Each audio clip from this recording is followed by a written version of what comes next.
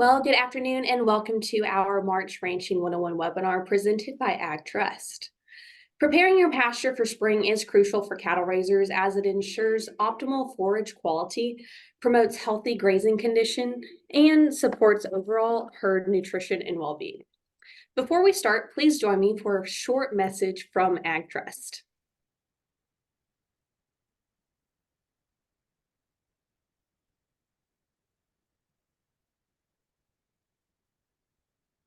When your passion is agriculture and a rural way of life, you need a partner who understands. That partner is Ag Trust Farm Credit, formed from two trusted farm credit associations. Our mission is to provide personalized financing tailored for full and part-time farmers, ranchers, agribusinesses, and rural homeowners. And because we live in the communities we serve, Ag Trust Farm Credit is here to help you succeed.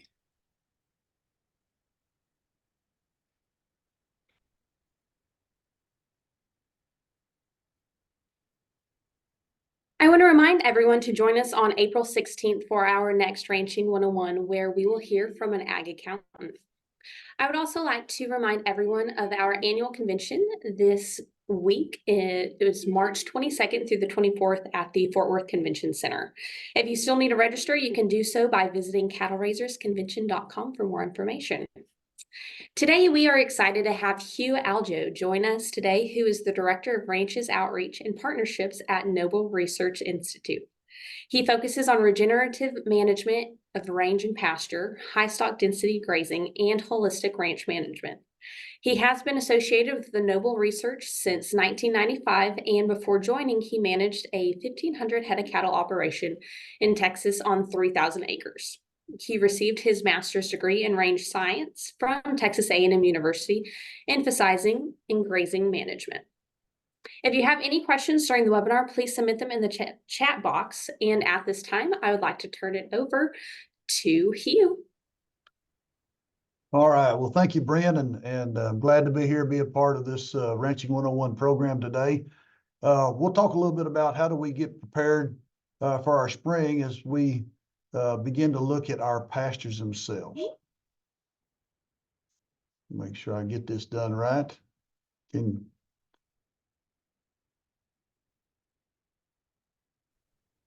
There we go. Okay, can you see what everybody see what we're looking at there? Yes.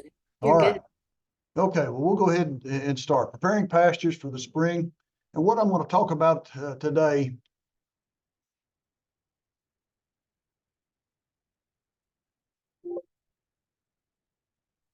there we go. It's really beginning to start off with looking at what kind of forage types that we have, and briefly kind of talk about the impact the soils types will have on your forage management. Looking at your current conditions and past management, because it plays a critical role of what we'll be able to accomplish this coming spring. More details about the future vision of your pastures, because we're really got to be striving for some sort of picture of what we want those pastures to look like. And then we're going to move into the actual spring preparations in order. Introduce pasture. We'll look at grazed cropland a little bit separately, and then talk a little bit more detail about the actual fertility management, and then the spring preparations for native range. And then finally, what I'm going to talk a little bit about is spring preparations for grazing land soil health. Because as we begin to look at our grazing lands, we at Noble here have made our focus toward what we call regenerative ranching, but it really is just grazing land soil health, so that we can improve these grazing lands and the resiliency in which we operate. And how we do that often goes back to the way we manage them. And it's a little bit different than what we probably would historically have thought, but we'll get into that too. So with that being said, we'll just talk about the forage types of pasture. Most of us, when we think about our pastures, we've come to think about native range. Then we really need to be thinking about what kind of condition it might be in, whether it's in poor condition, fair condition, or good to excellent condition. It all depends on that state that it's in, depends on what type of management and outcomes we can expect. When we get into our introduced pastures like Bermuda grass, Klein grass, and introduced blue stems, these have a little bit different type of management, but they've all been developed with the ability to use fertilizers relatively efficiently. So as we begin to think about these, how do we want to apply our management considerations, soil amendments in particular, make a big difference on what kind of forage stand that we're dealing with. And then our grazed croplands. Grazed croplands can take different views. You know, sometimes it's going to be primarily focused around winter pasture grazing, cool season annuals. And then we can also have focuses around summer annuals. And then the purpose of it could be for grazing, which is what I'm going to focus on, but it could be for haying as well. So we can talk about that if you have questions in particular. But our management would be relatively similar as we go into the spring. What we need to be thinking about too is just the soil type of effects. If you haven't been to the web soil survey and looked at your property and the soil types, I'd encourage you to do so, because when you do this, you can develop a little report depending on the forage types that you're interested in, determining which pastures are have the most production potential. And if you have limited resources, and we all have limited resources, you know, we want to put our dollars to the soils and the lands that are going to respond most effectively. So this is these little maps that the NRCS provides to the web soil survey provide a really intricate part to our management planning, especially going to the spring. We want to put our dollars on those more productive lands. Two, we want to think about the current conditions and past management, because it's going to play a big role of what we can expect this year. You know, if you've got good condition native range or really nice condition introduced pasture, you can do a whole lot more this coming year than if you have a pasture that for whatever reason is in a poorer state. And sometimes it's been a period of years of either negligence or just inability to address some of the concerns that could have been addressed in a different economic time. But these are the things we've got to think about. Poor condition pasture just not going to respond quite as well as a pasture that's been taken care of well over the last few years. A lot of that gets around into the lime and fertilizer. You know, have we been managing our soils, especially our introduced pastures, according to soil testing? And if you haven't soil tested recently, you know, it's always encouraging to make sure that you have current soil tests so that you can make informed decisions about the needs on amendments. Because if we're deficient in one of the nutrients, such as phosphorus or potassium, or if our pH is low or could be excessively high in some of the soils as you get into West Texas, what you'll end up finding out is that nitrogen is going to be a lot more effective with those soils that have been managed well, or that have no deficiencies in availability of phosphorus, potassium, or, you know, that have adequate pH. So, you know, the effectiveness of our nitrogen applications is surely dependent on our nutrient levels in the soil. So we need to understand what our nutrient levels are.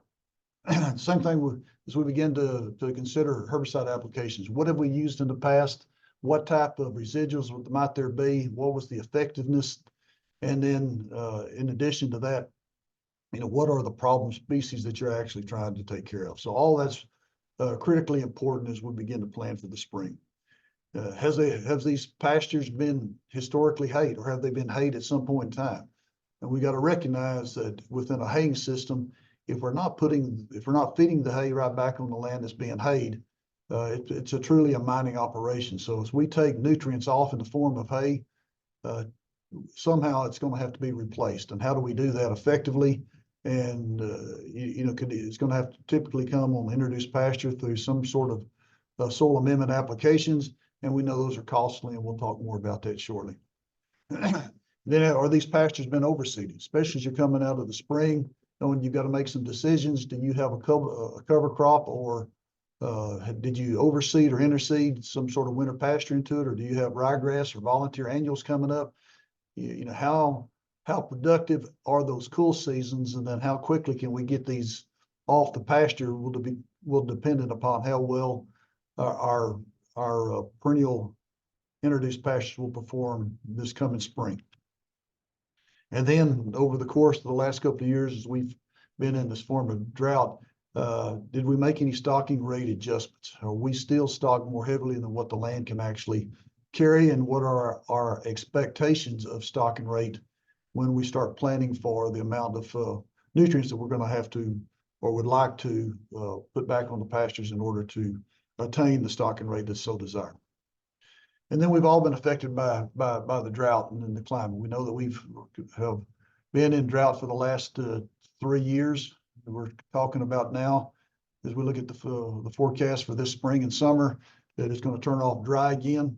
And you can just see as we went through last year, we had periods that were somewhat dry to extremely dry. And as we're going into this coming spring, you can see down on the lower right-hand corner on this U.S. drought monitor for March 12th that we have some dry areas, and if you've been tracking it, you can see that it's getting drier. So we need to keep this in mind. What's the weather patterns and what can we do? Because what it really boils down to is if we're going to apply management and in particular soil amendments, we're going to have to do it early while we have the best probability of moisture in order to put that to work. So then we want to talk just briefly a little bit about the future vision of our pastures. You know, what do we really want them to look like as we go forward to this next year? Do we want something that looks more like a pristine, weed-free pasture that'll be grazed or hayed? Do we have annual pastures that are covering up our winter or our summer perennials that we're going to have to remove in order to get spring off to a good start? Do we plan on using those again? Do we plan to stockpile our introduced pastures to carry our grazing as far into the fall and winter as possible?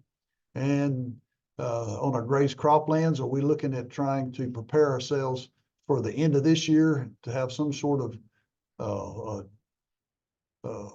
time period where we may not be grazing it or not using it for the summer? Or do we plan to put something on there this summer? Or in some cases where we don't have a cool season planted, but we do plan to plant some sort of warm season annual, then what's it going to look like? Is it going to be something that we're going to use a cover crop mix on it that's becoming more popular in this day and time? Or is it going to be something that's going to be used for grazing and hay that's just a sorghum Sudan or a millet? So those are the type of questions that we need to be asking ourselves. And then as we look at our native or naturalized type pastures, do we have native range or areas of go back type land that have been managed more naturally without fertilizer applications that have a lot of cool season annuals on top of them? How are we going to manage these in order to provide our warm season grasses the opportunity to really get a foothold this spring? Or do we have a lot of summer annuals? I mean, summer perennial type grasses like Johnson grass growing up into our native stands. You know, how do we want to treat these as we go forward this summer? And then how far do we want them to go? You know, if our native range, do we want to be able to stockpile it where we can graze it in the fall and winter, and then be able to use it as stockpile standing hay as opposed to trying to feed hay? So all these things are considerations we need to be thinking about now, because how we set up our spring is how will determine how well we're going to be able to manage as we go forward, you know, through the rest of the year. So now to the heart of what we really want to talk about, you know, spring preparations for introduced pasture. You know, the first thing is if you don't have a current soil test, you really need to go ahead and try to collect one. And it can be for a routine soil analysis, you know, or it can be for a Haney test, which is a soil health test.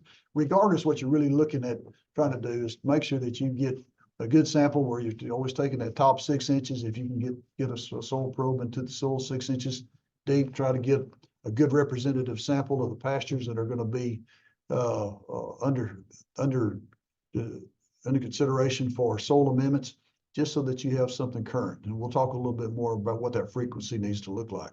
But the Haney test is a little bit different than a regular soil test, as we call it, one of the soil health assessment tools that we have available to us. Instead of just looking at some of the inorganic components within the soil and pH as well as organic matter, it also looks at the organic components, or really the total amount of nitrogen, total amount of phosphorus and potassium that's in the system, and what might be the organic component as well as the inorganic. So you're looking at the total as well as some of the other elements that are in there, such as soil respiration, soil organic matter, organic carbon. Some of those elements that we can begin to make greater decisions and determine whether we're improving our soil health or just being able to maintain it. So these are something that we use here at Noble just so that we have a better indication as we begin to manage not only for soil health, but improve soil biology. And when we look at these, we really focus on our introduced pastures. You know, Bermuda grass, there's a lot of different varieties of Bermuda grass out there, and they have different production capabilities. We'll talk more about that here in just a second. Cline grass is one of those unique forages that almost acts like a native. In fact, once you get it established, as long as you have pretty good phosphorus and potassium, it may not need a whole lot of nitrogen in order to keep it keep the stand going for many years. With a little bit of nitrogen, you can go a long way in maintaining the soil health, and usually something 50 units or less can sure help maintain the health of a stand as long as your phosphorus and potassium are met. As we look back on the Bermuda grasses, realize that the hybrid Bermuda grasses like Coastal, Tifton 85, Tifton 44, in our part of the country, you get further north, you find some Midland and Midland 99. These are the type of varieties that are more upright. They typically are used more for hay than the seeded varieties, but they're also a lot more productive. So more units of nitrogen they can utilize in a short period of time in order to grow a lot of forage. So as you begin to compare whether you're working with a seeded or a low growing variety like common, for example, common Bermuda grass, if you've got a choice, your first dollars would go for something that's going to be a little more productive like Coastal. So knowing what kind of Bermuda grass that you have out there, what's your intent, your production oftentimes will be double on a hybrid than it would be on a seeded variety. Another thing to think about is with our overall blue stems is that, it's another one that acts a lot like a native grass. If your phosphorus and potassium are maintained relatively well, a little bit of nitrogen every few years would work. Beadall kind of being the exception. If you apply upwards to 100 units of nitrogen, the Beadall is responsive based on all the tests that we've done here historically. Some of the others, plains and the other varieties, they may or may not respond in production. Now, the quality will always improve if you add some extra nitrogen to it in the spring, but treating it with 50 units of nitrogen every other year oftentimes is all that's needed with most introduced blue stems just to maintain a good, healthy stand. When we're looking at Bermuda grass where we've double cropped it or you've got a lot of annuals that are growing up in the stand, especially this time of year, we've got to get the annuals off to allow the Bermuda grass a good start this spring. So most part of Texas, you'd really like to have the Bermuda grass off by about the 1st of May. As you go further south, it'd probably be about the 1st of April, at least the mid of April, just to give an opportunity as we get the spring moisture and spring rainfall for the Bermuda grass to really get up and started. And instead of just looking at the time of year, what I'm really looking at is soil temperatures. Once we begin to get the soil temperatures up around 65 to 70 degrees, I'd love to have the cool season removed or at least grazed down, hayed off, mowed off to a point where the Bermuda grass can begin to come up through the residual that's there. And then if we're doing the double cropping, we've got to think about it's going to require more, typically more nitrogen if we're managing in more of a traditional sense. Let's look at the grazed croplands before we'll do this quickly before we move into talking about fertilizer applications and how we can manage that. The grazed croplands, it depends on what it is. As we're getting into this time of year where we've got this cool season pasture right now, you can get a little extra flush of growth with just a little more nitrogen at this point in time. But if you're looking at trying to grow a summer crop behind it, if you know that it's needed phosphorus or potassium, probably good to go ahead and get that out as well and put that to work. Yes, the cool season annuals, whether it be wheat, rye, triticale, or whatever your cool season annual might be, it may take some phosphorus, might take a little bit of potassium, but most of that's going to be left left over because most of those plants are trying to go reproductive here soon. And if that being the case, all it needs is just a little bit of nitrogen. So that's what we want to try to think about, trying to finish out that crop. And then something that we would recommend doing is maintain some residual. Is instead of grazing it all off, as we've always thought about graze out wheat, for example, we want to be sure that we actually leave probably about 1,000 pounds of dry matter out there, just so that we can plant that cool season. Back that up. We plant that warm season, the cover crop or millet or sorghum Sudan crop that you'd like to have behind it. There's something about having just a little bit out there might provide just a little, keep the soils just a little bit cooler, but you do need to take it, graze it down short before you go planting right back into it.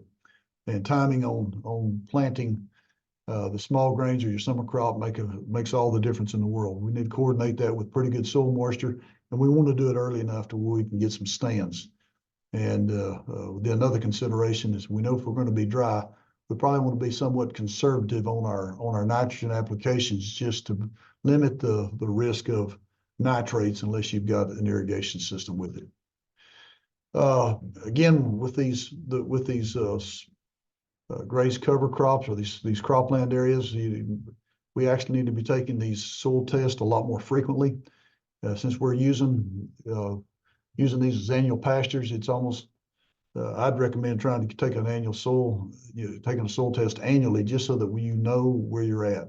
Especially if you've been adding if you're having to add amendments, you want to make sure that you're maintaining or beginning to build some of those nutrients back up, especially if you're looking at the phosphorus and potassium. And we've got to keep in mind, though, as we're putting these amendments out, that these are costly, and they've gotten more costly over the last few decades. Now, just looking at some of the fertilizer coming off the DTN network for last month, urea was running about $550 a ton, 1846.0 about $750 a ton, and 0060 is about $530 a ton, as it was priced at DTN. So you can add a little bit to that time you get it to your property, and of course you got your applications. So whatever you put out is going to be pretty costly, and therefore it's really important to follow your recommendations for best results. And if you have to limit the dollars that you actually are going to put toward your introduced pasture, what you need to do is make sure that you do as well as you can for your most productive soils first. And then we'll talk about what we need to do for the soils that may not be as productive. But just to take a quick look at an example, here we've got which would not be typical, which would be very typical for much of our part of the southern Oklahoma and North Texas region. 100 pounds of urea per acre, 50 pounds of 1846.0, and 50 pounds of potash. If I just put that out on per ton and applied that, it would be a total of about $90 per acre if that's what the soil tester was requiring or recommending. And then I still got my application charge that's going to be on top of it. And on a per cow basis, that's about 4 acres per cow. If our stocking rate's at about 4 acres per cow, that's $361.36, to run one cow based on that fertility program. And that's not considering, your application charge or your time and labor to put it out. If it's 5 acres per cow, your stocking rate's about $452 per cow unit. So we've got to take these things in consideration. When we've got good cattle prices like we have right now, it makes it a little easier to pencil in, but we still need to think about what are my best acres in order to put my fertilizer dollar out upon, just so that I can be as efficient as possible, so that I have more margin coming back to my livestock operation. So these are just going to give you an example. Now, when I'm thinking about just what I call a priority continuum for introduced pasture, the first thing that I want to address, if it needs to be addressed, is going to be lime, or your pH. If you have a low pH, and when I'm talking low, I'm talking something below 5.5. I want to make sure that I get my lime applied, or at least be making plans to put out lime on those areas that are going to be most productive. And then if I can't do anything else, if I'm going to go back and do one more type of amendment or treatment to my pastures, I'm going to probably be sure that I'm going to be able to put out the herbicide. Because I know that if I can remove 1 pound of quote unquote weeds, I can get at least 1 pound of forage production from my grass. So it's typically a really good investment just to be able to, in our introduced pasture settings, to be able to remove a lot of those weeds if our grass component is what we're really seeking. And then make sure I've got my phosphorus and potassium. Remember when I was talking about the pine grass and overall blue stems like beedall. And the same can be said for the common Bermuda grass. If I maintain my P and K and my pH stays in pretty good condition, occasional use of nitrogen will go a long way and be a lot more efficient if I've taken care of these first. So those are some of the areas that I would pay attention to, knowing that with your hay fields being a mining operation, in order to get if you're taking it off, you're going to have to put it back somehow. So the P and K are extremely important, and that's phosphorus and potassium. All right, 6, spring preparations for native range. Native range is kind of nice, is that we've historically said we're no need to soil test if we're not going to make decisions off of it. But as we really begin to think about soil health, native range is what we're turning to better understand how do these native range pastures that are highly productive, that never receive any type of fertilizers, maintain the forage production they have over time. Well, it really gets back to soil biology and soil health. And that's what we've seen deteriorate in our introduced pastures because of some of our past management practices and the routine use of fertilizers. So as we continue to do that, our soil biology diminishes, and as it diminishes over time, so our soil health declines. So what we're trying to do is learn from our native pastures, how do we manage that long term? So we're now recommending going in and even on our productive, large scale native range pastures, at least do a Haney test once every 3 to 5 years. And the reason why we want to do that is just making sure that we see improvement over time, or at least maintain our soil health, because that's a perfect indicator of our pasture health as well. So whether in poor condition, fair, or native range, or good condition native range, what we want to do is see where we're at so that we're following our soil organic matter. We know as our soil organic matter improves, our biology improves, and our soil health tends to improve as well. And the Haney test is a good tool to use in order to monitor that over time. Don't have to do it very often, but you do want to see the improvements in time. Now, if you've got a native range area that's in poor condition, and you begin to see some of your more desirable plants appear, like you see in this pasture, where you got some little blue stem and some Indian grass beginning to show up, this is one of the few times on the native range pasture that I would consider jump-starting my native grass production by a herbicide application. What I mean by that is I would consider using something that would have very little residual, because I do want my native forbs to be able to come back, especially the legumes, but something that might be topical and take out some of the more competitive, like in this picture, ragweed, being able to take that out at this first part of the spring so that I can get as much grass growth as possible during that early spring and early summer time period. The other thing is I still want my forbs. The forbs are adding a different dynamic to our ecosystem. We know that they pull different nutrients up from the soil depths, oftentimes phosphorus, potassium, and some of the micronutrients. So they do have the opportunity to be able to feed some of our grasses, and we need those deeper taprooted type plants there to do that, just because it adds to our soil biology. But in this type of condition where I need and I have the opportunity to restore some grass production early, I'd consider doing this at least this year, early in the spring, as those ragweeds are beginning to show up, as a one-time treatment in order to give my native grass an opportunity to get started.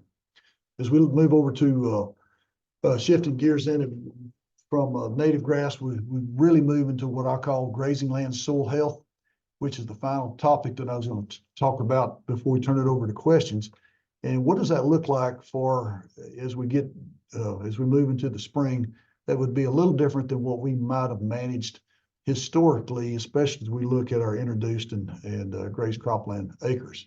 Again, if I'm managing for soil health, and if this is something that's really important, for grazing lands stewardship and resiliency to our grazing acres, I'd start with the Haney test, just one to benchmark where I'm at and better understand what that organic component looks like within our soil. Through our traditional soil test, we can get the inorganic elements, but it leaves out what else might be available. The organic components are more readily available to the plant than even the inorganic component. And we know that it's a lot more efficiently utilized as compared to the inorganic amendments we might apply. So this is something that is a good benchmark to at least start. And then I want to start examining the soil. What we've done here at Noble as we go out throughout the year is actually get one of these really good metal sharpshooter type shovels and dig down into the soil and begin to really examine the soils themselves. What can they tell us? And in particular, what I'm looking for are the physical indicators of soil health. So as I begin to make some of these examinations, not only you're looking at the surface to make sure how much bare ground, which you really don't want any bare ground, even in a cropland situation, to erosion. We also want to look at soil color. Darker the color, the better, the better our levels of organic matter might be. Soil structure, we want it really crumbly. In this example right here, you see the plates. We don't want to see the plates. We want to make sure that we don't have hard pans that we're having to try to work through. We want enough biology to where the root system can go deep, not only parallel. Biological activity, we want to see earthworms. We'd love to see other organisms in the soil. We'd like to see activity of dung beetle, as you see in this picture here, where you see the little balls that have been placed down into the land. Rooting resistance, we want to make sure the roots are going down and all of them going down instead of sideways. And that's what that picture's showing, is that part of that clod broke off at the top, but those roots were running sideways because of a hard pan. And then with the, soil should have a soil smell. It should be very earthy. So we want to make sure that we're smelling it. If you don't have a smell, it probably doesn't have a whole lot of biological activity. But we want that type of, what we often call that good, rich garden smell. When we dig a garden in the spring, that's what our pasture should smell like as well. We want them to learn more about the 6 soil health principles, and then how do we apply our practices according to them. And basically, we just need to understand what it is that the environment that we're working within. What are the soils? What are the soil types? What was some of the plants that would have been there had we not planted our introduced pastures, or had we not changed our management such that we've changed the actual plant components there. We want to keep the ground covered at all times. We want to minimize soil disturbance, and that doesn't mean just removing tillage to use a no-till, but it also means that we want to minimize other disturbances, even our grazing, which is a disturbance. We want to be in a pasture for short periods of time and moving them off for longer periods of time. And we'll talk more about that here shortly. We also want to maintain continuous living roots year-round, which means we want to be managing for perennial pastures, which works really well unless we've got grazed cropland. But even then, we want to have continual roots. So trying to maintain something growing year-round, just so that we can improve our soil health and keep the ground covered is critically important. And then we want to increase diversity, in which when we're used to managing monocultures, knowing that they're simple, it's most of our management recipes have try to make things as simple as possible. We've also decreased the diversity, and as we've decreased diversity within these, within our pastures, we've also decreased our resiliency in many cases. And then integrating livestock, which if we got grazing animals, we've got beef cattle out there, it's how do we properly integrate livestock such that we're always managing our stocking rate below carrying capacity. In other words, we're never overstocked. We're always managing for adequate residuals so the plants can regrow rapidly. We maintain plenty of cover so we have no bare ground. We're also making sure that these plants got lots of recovery so that every year they have an opportunity to reach full flush at least once during the growing season. So these are some of the key things that we want to focus on. And then lastly, how do we graze it? Shorter the time period, the better. But more importantly is making sure that we're managing the rest, recovery, and residuals.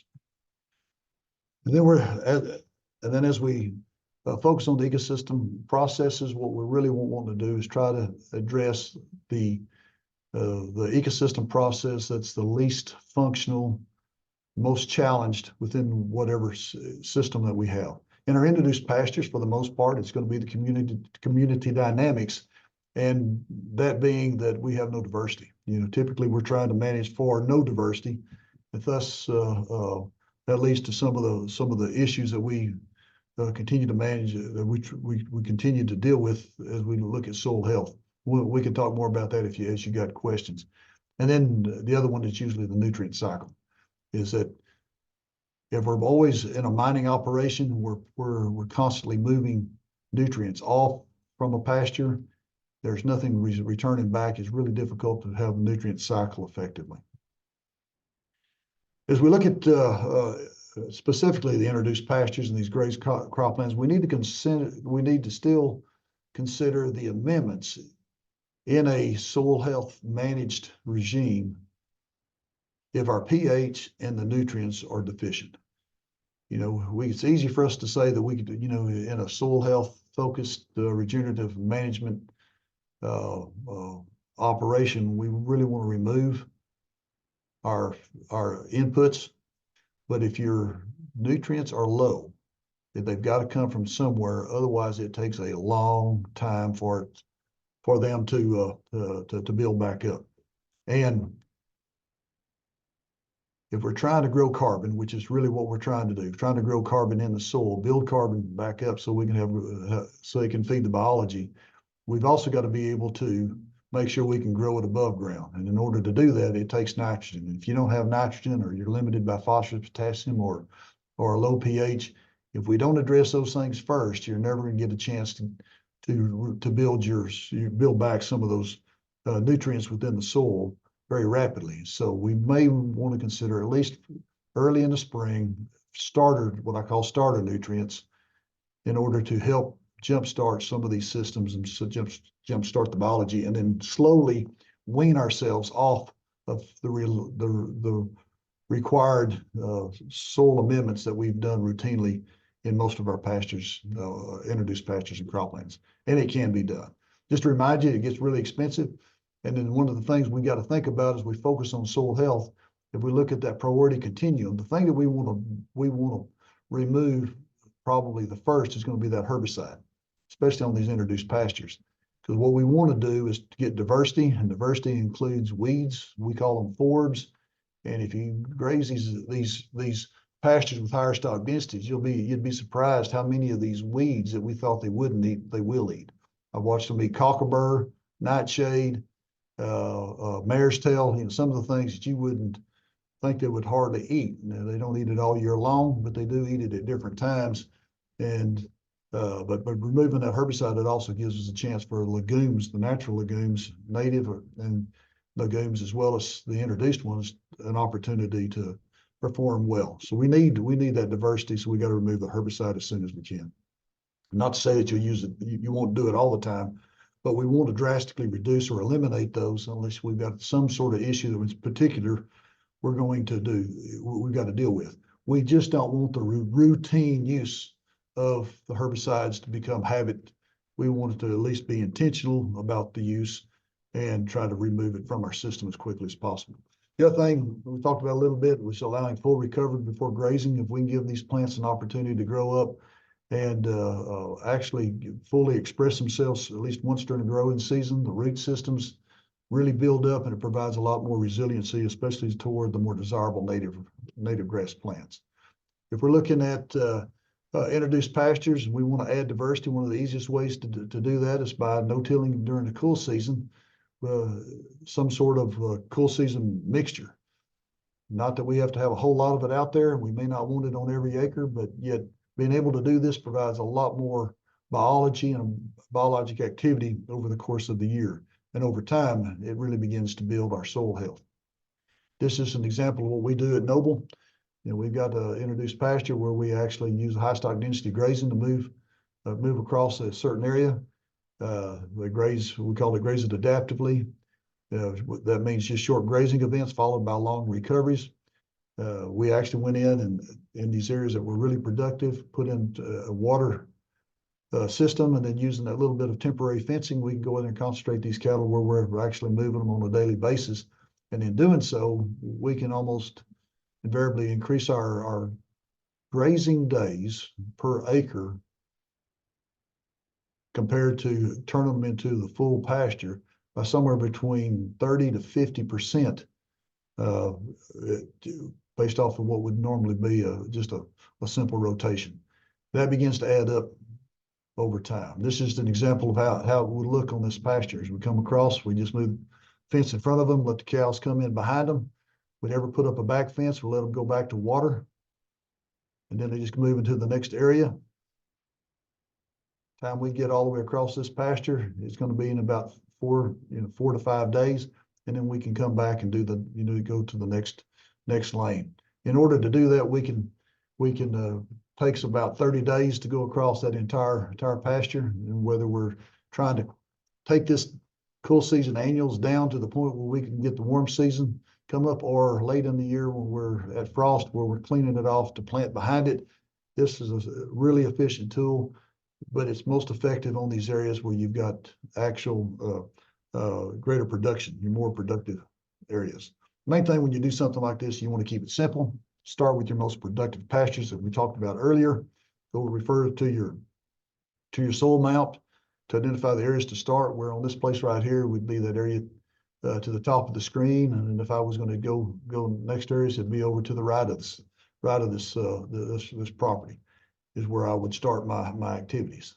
Key thing is maintain soil cover after graze residual. You can see how much residual we leave.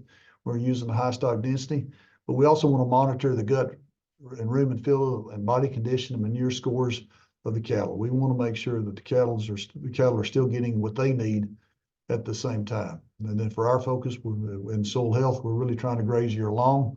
The key thing is we want to limit our hay feeding to less than 30 days. And we've been able to do that even on our introduced pastures.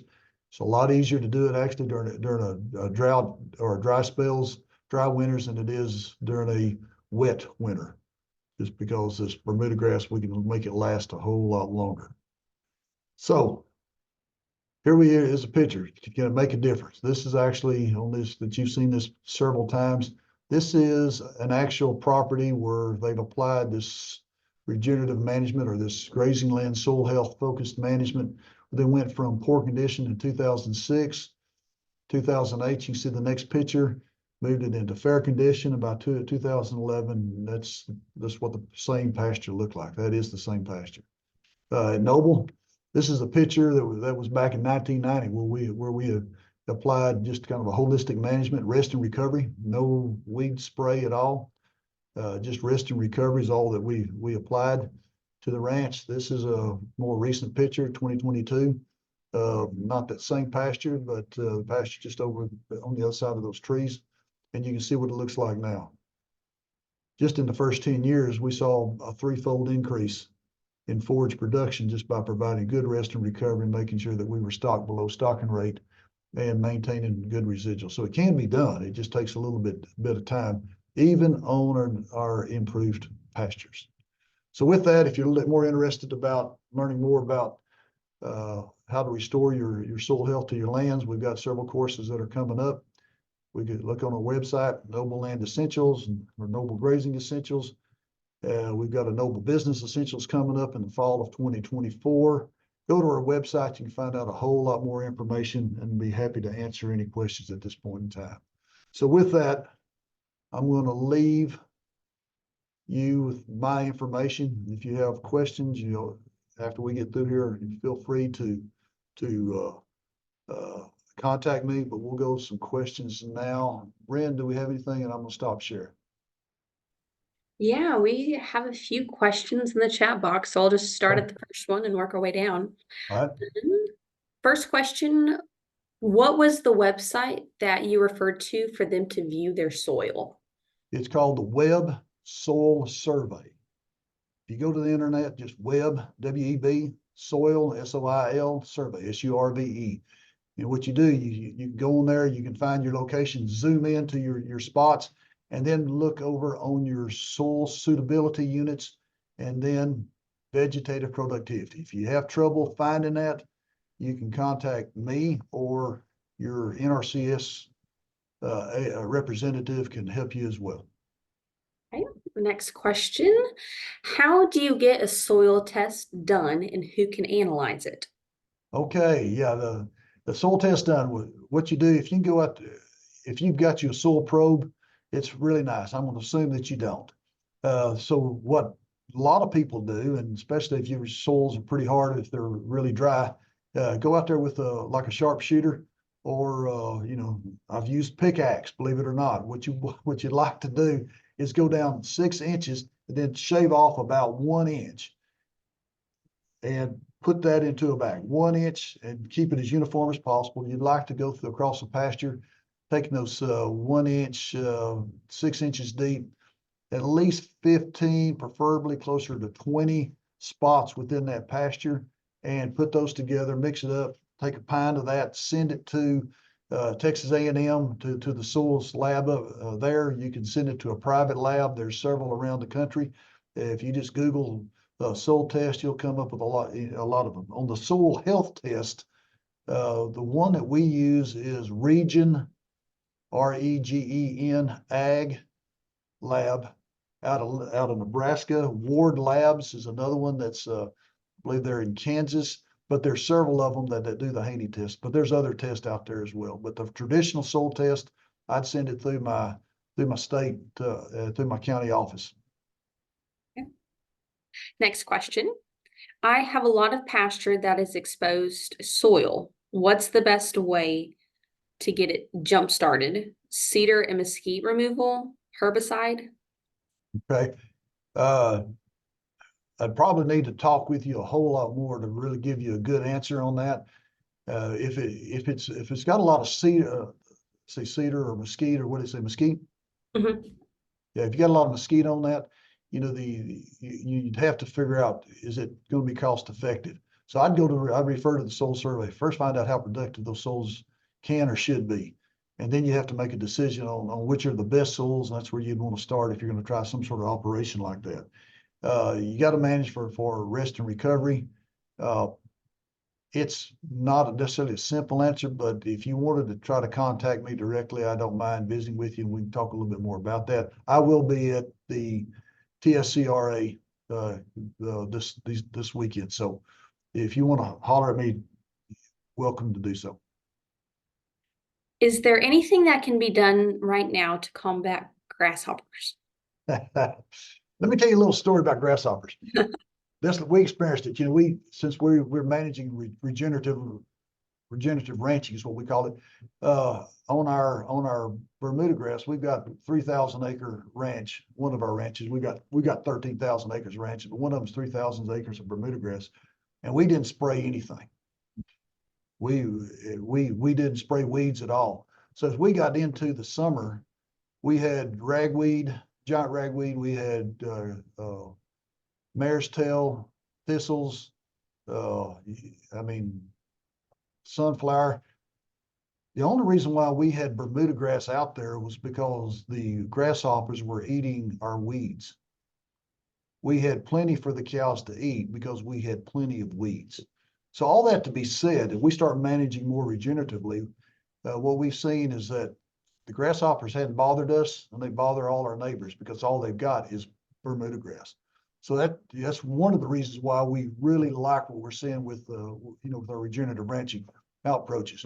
Otherwise, if you're gonna spray the weeds, and then you're gonna try to manage for your grass to keep it, you're gonna have to spray the grasshoppers probably, and there is no inexpensive way to handle that. So it's unfortunate, but that's one of the reasons why it made an easy decision for us to look at a different approach toward our historic management of our introduced pastures. So I have a two-part question up next. To give you a demographic, it's down south in the Seguin area. Okay. Is it too late to get the herbicide and fertilizer down? It's really hard to source in this area. And because last year was so rough, they have been grazing a small number of cattle. When do they need to pull them off the hopeful hay fields? They got no hay last year, which is why they put the beef out on them to graze. Okay. Uh, let's go with the first question, which is it too late? No, you actually, you can put out phosphorus and potassium anytime. So whenever it's the cheapest, and oftentimes it's during the winter. If you can put that out, I'd go ahead, if you need it, get that out, because it doesn't evaporate, or it doesn't volatilize off. Once you put it out, you've got it until you use it. So there's never a bad time to put it out.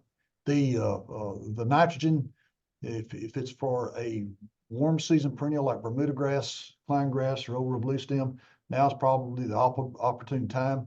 What I'm looking for is when that grass really begins to, it's got a good flush of green on it.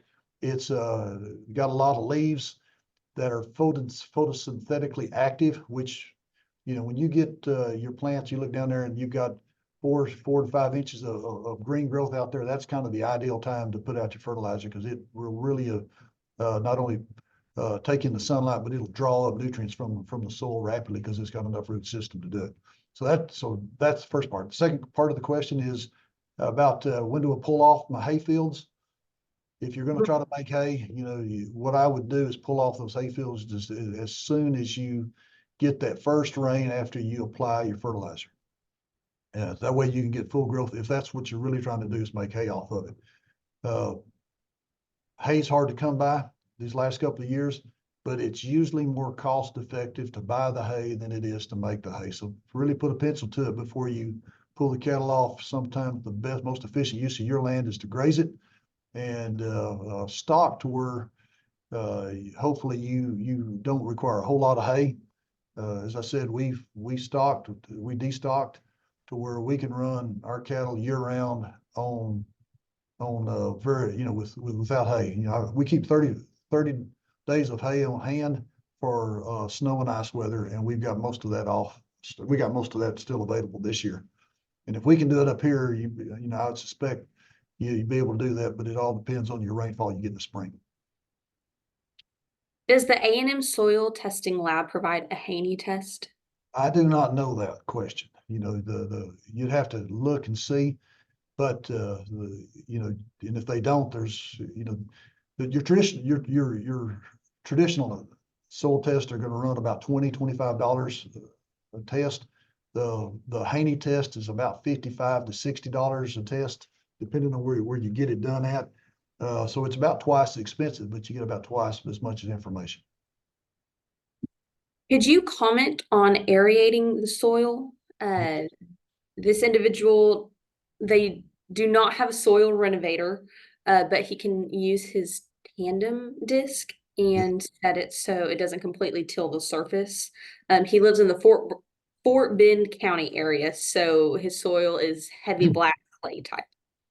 Yeah, the big problem with these heavy clays is that you not only do they need greater aeration, so to speak, they also compact a whole lot quicker.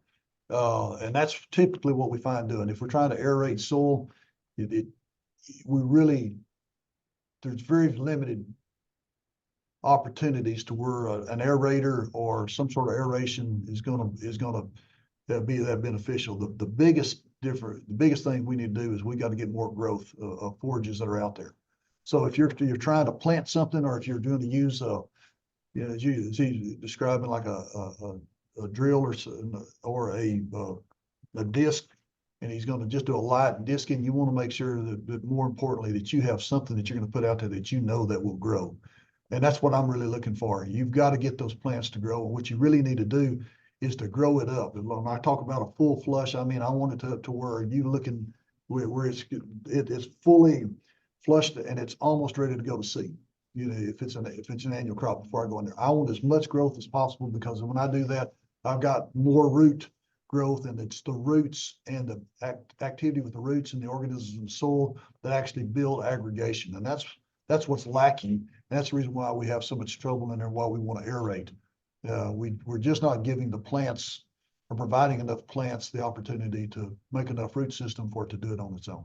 And we got to maintain more residual. You got to have plant residual on the soil surface so that you can have earthworms.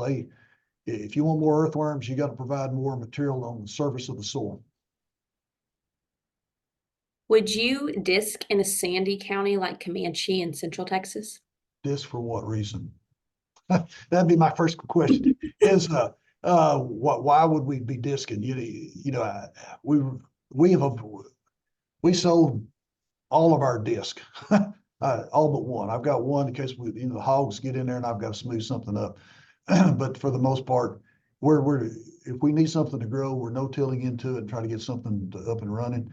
If you got cropland and you don't have any other mechanism to make a change, from cool season to warm season, yeah, okay, do it. But you want to keep bare. You want to minimize the number of disturbances that you have. So you want to get over it, do it quick, get it done, and make sure you get it covered.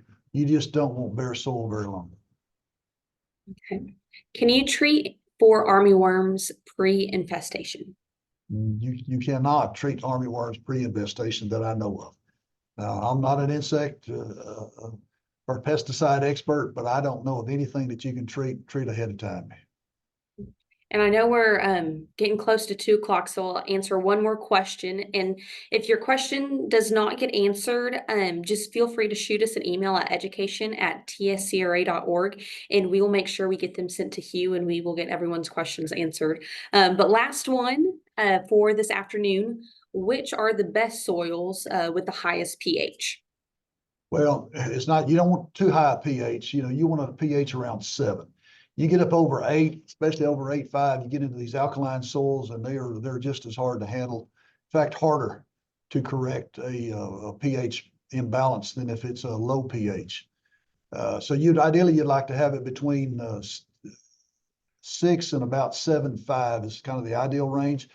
Good loamy soils are always your most productive. A good clay loam or a good sandy loam are going to be some of your more productive soils.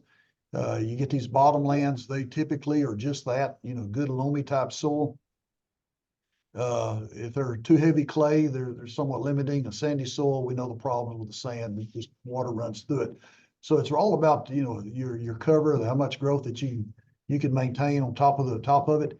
And I kid you not, oftentimes we think that we're wasting our grass because we have too much left over.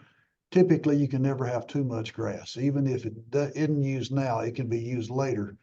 And the key thing is we want to make sure that we've got good cover at all times on all our lands. And if we're not, then we need to probably readdress some management. So hopefully I've answered most of your questions. Send other questions into Bryn or email me directly. Be happy to try to answer them. Yes. Well, thanks everyone for joining, and we look forward to seeing you hopefully at convention this week. And if not, our next Ranching 101 in April. Hope everyone has a great afternoon. All right. Thank you all very much.